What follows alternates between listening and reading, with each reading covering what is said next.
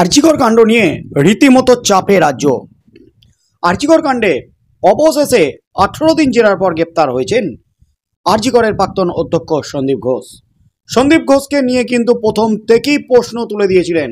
সন্দীপ ঘোষকে নিয়ে একাধিক অভিযোগ দায়ের করছিলেন আরজিকরের চিকিৎসকরা।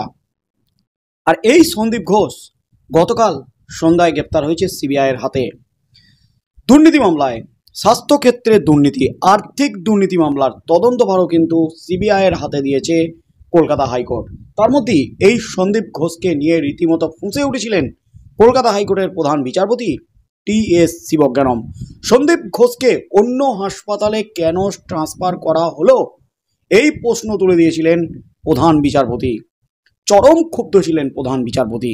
আর অবশেষে সন্দীপ ঘোষ গ্রেপ্তার হয়েছে। সন্দীপ ঘোষ গ্রেপ্তার হতেই কিন্তু স্বস্তিতে আন্দোলনরত চিকিৎসকরা।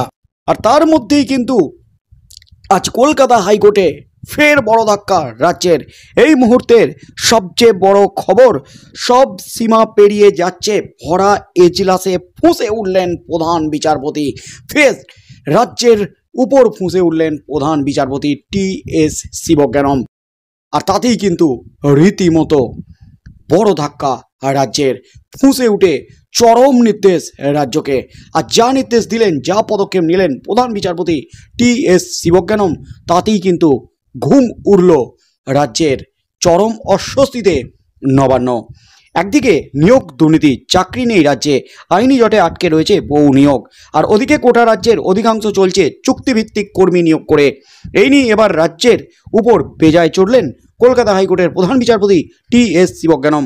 মঙ্গলবার বিচারপতি টি.এস. শিবজ্ঞানম এবং বিচারপতি রাজর্ষি ভরদ্বাজের ডিভিশন বেঞ্চে এই সংক্রান্ত একটি মামলার শুনানির জন্য উঠলে দুই বিচারপতির পর্যবেক্ষণ, ব্যতিক্রমী পরিস্থিতিতে অবশ্যই চুক্তিভিত্তিক নিয়োগ করে কাজ চালানো যেতে পারে, কিন্তু তা কখনোই নিয়মিতভাবে করা যায় না।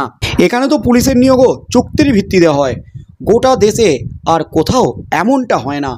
এমনই কিন্তু চরম ভর্ৎসনা করলেন রাজ্যকে প্রধান বিচারপতির ডিভিশন বেঞ্চ।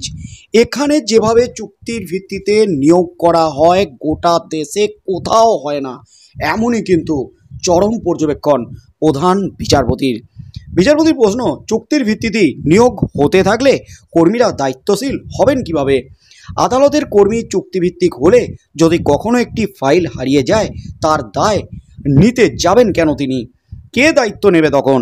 চুক্তিভিত্তিক কর্মী নিয়োগে ক্ষুব্ধ কলকাতা হাইকোর্টের প্রধান বিচারপতির মন্তব্য, সব সীমা পেরিয়ে যাচ্ছে, গোটা দেশে এমন কোথাও হয় না। দিনের পর দিন রাজ্য এভাবে নিয়োগ বন্ধ করে রাখতে পারে না। চুক্তিভিত্তিক কর্মী নিয়োগ কখনো নিয়ম মেনে হতে পারে না। এদিন ভরা এজলাসে মন্তব্য প্রধান বিচারপতির। প্রসঙ্গত, গত মার্চ মাসে উত্তর ও দক্ষিণ 24 পরগনার চুক্তির ভিত্তিতে আদালতের কর্মী নিয়োগের বিজ্ঞপ্তি দেয় রাজ্য সরকার। এরপর এই নিয়ে কলকাতা হাইকোর্টে মামলা হলে বিচারপতি অরিন্দম মুখোপাধ্যায় গোটা নিয়োগের উপর স্থগিতাদেশ জারি করে। পাল্টা সিঙ্গেল বেঞ্চের রায়কে চ্যালেঞ্জ করে ডিভিশন বেঞ্চের দ্বারস্থ হয় রাজ্য। আর আজই কিন্তু সেই মামলার শুনানি ছিল কলকাতা হাইকোর্টের প্রধান বিচারপতির ডিভিশন বেঞ্চে। সেখানে আদালতের কড়া সমালোচনার মুখে পড়ে যায় রাজ্য সরকার। এদিন রাজ্যের আবেদন খারিজ করে দিয়ে জানায়, ওই নিয়োগ প্রক্রিয়ার উপর একক বেঞ্চের স্থগিতাদেশের নির্দেশই আপাতত বহাল থাকবে। অবশেষে চুক্তিভিত্তিক কর্মী নিয়োগে বড় ধাক্কা রাজ্যের। যেখানে কিন্তু বুড়ি বুড়ি অভিযোগ আসছে নিয়োগ নিয়ে, রাজ্য সরকার নিয়োগ করছে না, সেখানে কিন্তু বিভিন্ন দপ্তরে চুক্তির ভিত্তিতে নিয়োগ করে যাচ্ছে রাজ্য কর্মী দিনের পর দিন। আর চুক্তির ভিত্তিতে সামান্য বেতন দিয়ে কর্মী নিয়োগ করে সরকার যদি চালায় বিভিন্ন দপ্তর, তাহলে কিভাবে চলবে সরকার? কিভাবে কাজকর্ম ঠিকঠাক হবে? একটা ফাইল যদি হারিয়ে যায়, তার দায়ভার কেন নিতে যাবে সেই চুক্তিভিত্তিক কর্মী? তখন কি পরিস্থিতির সৃষ্টি হবে? গোটা দেশে এমন কোনোভাবেই হয় না যেটা রাজ্যে হচ্ছে, যেটা পশ্চিমবঙ্গে হচ্ছে। পশ্চিমবঙ্গ সরকার যেভাবে চুক্তির ভিত্তিতে কর্মী নিয়োগ করছে বিভিন্ন দপ্তরে, নিয়োগ না করে, নিয়মিত কর্মী না নিয়োগ করে, স্থায়ী কর্মী নিয়োগ না করে অস্থায়ী চুক্তিভিত্তিক কর্মী যেভাবে নিয়োগ করছে, গোটা দেশের মধ্যে আর কোনো রাজ্যে এমনটা হয় না। সব সীমা লঙ্ঘন করে গেছে রাজ্য, এমনই কিন্তু চরম পর্যবেক্ষণ বিচারপতি টি.এস. শিবজ্ঞানমের। আর প্রধান বিচারপতির এই পর্যবেক্ষণে কিন্তু একেবারে আরজি কর কাণ্ডের মাঝেই কিন্তু ফের বড় ধাক্কা রাজ্যের। নিয়োগ নিয়ে কিন্তু রাজ্য সরকারের বিরুদ্ধে ভুরি ভুরি অভিযোগ ছিল বিরোধীদের, যেখানে শিক্ষক নিয়োগ দুর্নীতি থেকে শুরু করে পুরসভার নিয়োগ দুর্নীতি, একেবারে ভুরি ভুরি দুর্নীতি, বেনিয়ম থেকে শুরু করে টাকার বিনিময়ে, ঘুষের বিনিময়ে সাদা খাতা জমা দিয়ে, এমনকি ইন্টারভিউ না দিয়ে, পরীক্ষায় পাশ না করে, এমনকি পরীক্ষার ফর্ম ফিল আপ না করেও শুধুমাত্র টাকার বিনিময়ে নেতা মন্ত্রীদের সুপারিশে চাকরি পেয়েছেন, এমনই কিন্তু ভুরি ভুরি অভিযোগ। হাজার হাজার শিক্ষক শিক্ষিকা শিক্ষাকর্মীর চাকরি বাতিল হয়েছে, সেই মামলা চলছে সুপ্রিম কোর্টে, এমনকি কলকাতা হাইকোর্টে। তার মধ্যেই কিন্তু রাজ্য সরকার স্থায়ী কর্মচারী, স্থায়ী শিক্ষক নিয়োগ না করে দিনের পর দিন সরকারি দপ্তরে অস্থায়ী চুক্তিভিত্তিক নিয়োগ করে যাচ্ছে সামান্য বেতন দিয়ে। আর এই নিয়ে কিন্তু প্রশ্ন তুলে দিলেন কলকাতা হাইকোর্টের প্রধান বিচারপতি টি.এস. শিবজ্ঞানম এবং রাজর্ষি ভরদ্বাজের ডিভিশন বেঞ্চ। কিছু ক্ষেত্রে যেখানে প্রয়োজন সেখানে চুক্তিভিত্তিক কর্মী অল্প সংখ্যক নিয়োগ করা যেতে পারে, তবে তা কোনো দিনই নিয়মিতভাবে নয়।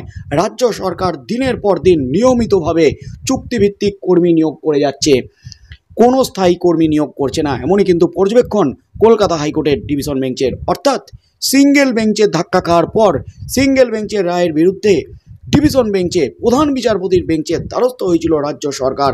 আর সেখানেও কিন্তু চুক্তিভিত্তিক কর্মী নিয়োগ নিয়ে রীতিমতো বড় ধাক্কা খেল রাজ্যের। একেবারে চরম নির্দেশে রাজ্যকে পুরো চিৎপাত করেই ছাড়লেন প্রধান বিচারপতি টি.এস. শিবজ্ঞানম। এরপর রাজ্য চুক্তিভিত্তিক কর্মী বা চুক্তিভিত্তিক কর্মী নিয়োগ নিয়ে কী পদক্ষেপ নেয়, কী হতে চলেছে আগামী দিনে, সেদিকেই চোখ থাকবে গোটা রাজ্যের।